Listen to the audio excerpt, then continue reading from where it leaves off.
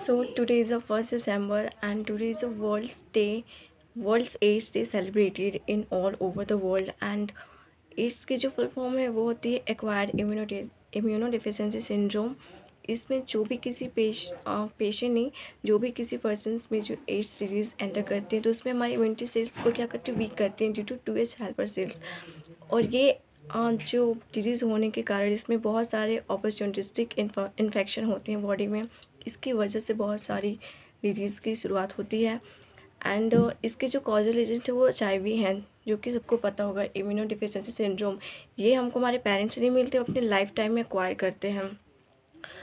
सो इसकी जो ट्रांसमिशन है, इनका जो पहले तो इनका जो इंक्यूबेशन पीरियड है, अगर किसी में ये HIV एंटर करता है तो उसका जो इंक्यूबेशन पीरियड है, जो टाइम पीरियड है जब, तो उसका है 5 मंथ्स टू 5 to 10 ईयर्स। इतने तक इसका जो डिजीज़ होता है उनका वो पीरियड चलता है।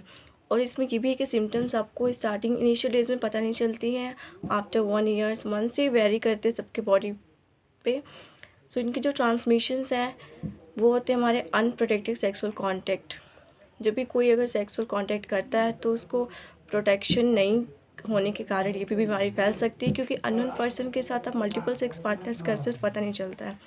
एंड ब्लड ट्रांसफ्यूजन के थ्रू भी होते हैं, क्योंकि जब भी आप ब्लड कहीं पे भी पेशेंट जिनको कमी होती है ब्लड की वो ट्रांसफ्यूज कराने चाहते हैं तो वो क्या होता है कि अगर किसी और पेशेंट की उन्होंने ब्लड ली है सेम नीडल से या फिर जो भी रेजर है उनसे फैल सकती है। या फिर आप जब स्पेशली गर्ल्स भी या फिर स्पेशली बॉयज़ जब भी वो सेव कराने चाहते हैं तो उनके ये ध्यान दें कि उनके जो रेजर है वो किसी और पे यूज हुआ है कि नहीं, उनसे भी वो फैल सकती है कट के थ्रू।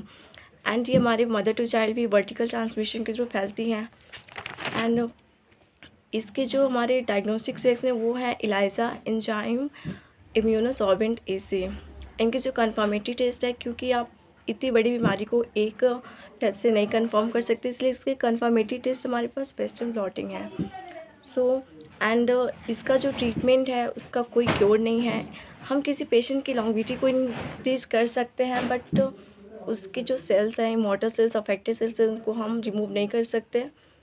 हाँ, उससे जो हमारे कुछ रिट्रोवायरल थेरेपी है उससे हम क्या कर सकते हैं, उसको कुछ टाइम के लिए उसको थोड़ा सा डिले कर सकते हैं। इसके प्रिवेंशन है कि आप जब भी कोई अगर सेक्सुअल कांटेक्ट कर रहा है तो प्रिवेंशन मेथड यूज़ करें and hygienic and safe sexual practice करें। एंड स्टेरलाइज नीडल होने से जब भी आप नीडल लगवाने चाहते हैं या फिर जो भी ब्लड ट्रांसफ्यूजन वहाँ पे हॉस्पिटल में आप नीडल को ज़रूर चेक करें कि वो यूज़ हुआ है या फिर नहीं। एंड जब भी ब्लड ट्रांसफ्यूजन के टाइम ब्लड की स्क्रीनिंग भी बहुत ज़रूरी है। इसके अवेयरनेस के लिए आज के डे ही क्या अवेयरनेस के लिए इसका जो एक नाको है, नेशनल कंट्रोल ऑर्गेनाइजेशन एड्स के लिए बना है, अवेयरनेस को पूरे वर्ल्ड में स्प्रेड करता है। बिकॉज़ ये सब डिजीज़ से अलग है, क्योंकि सबकी कुछ ना कुछ ट्रीटमेंट है बट एड्स का कोई ट्रीटमेंट नहीं। स्पेशली जो यंग एज के बच्चे हैं उनमें ज़्यादा देखने को मिलते हैं, क्योंकि वो मल्टीपल सेक्स पार्टनर्स यूज करते हैं। एंड तो आप सभी इसको अपनाइए, क्योंकि इसका ट्रीटमेंट नहीं है। ये आपके ऐसा नहीं है कि किसी और को, या आपके फैमिली मेम्बर्स में किसी को भी हो सकता है, तो क्योंकि इसका कोई ट्रीटमेंट है भी नहीं, होने के बाद भी कोई कुछ कर नहीं सकता, जिससे बेटर है कि आप प्रिवेंशन तो कर ही सकते हैं एटलीस्ट खुद के लाइफ के लिए। सो ये था हमारा आज के लिए छोटा सा प्रैक्टिस या फिर सोशल अवेयरनेस। हमारी नाको ऑर्गेनाइजेशन जो कि नेशनल एड्स कंट्रोल ऑर्गेनाइजेशन का सिंबल, ये हमारा एड्स का सिंबल है, जिससे कि हमारे पूरे वर्ल्ड में एड्स के लिए अवेयरनेस स्प्रेड होती है।